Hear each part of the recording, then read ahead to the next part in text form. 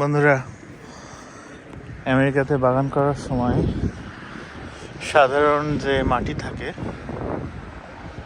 তার সাথে উর্বর মাটি যোগ করে চাষ করা হয় যাতে মাটিটা বেশি উর্বর হয়। বাংলাদেশে অনেক গ্রাম অঞ্চলে এটাকে পাউশের মাটি বলে, এই দেশে এটাকে বলে মাশরুম সয়েল। এর কারণ হচ্ছে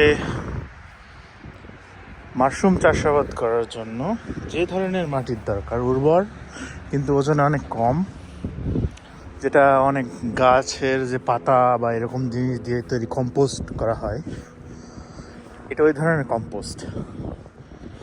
তো এটা এখানে আমেরিকাতে যারা বাংলাদেশিরা বাগান করেন তারা এই মাটিটা কম্পোস্টের সাথে সাধারণ যে জমির মাটিটা এটাকে চাষ করে দেয় একবারে, যাতে মিশে যায় মাটির সাথে।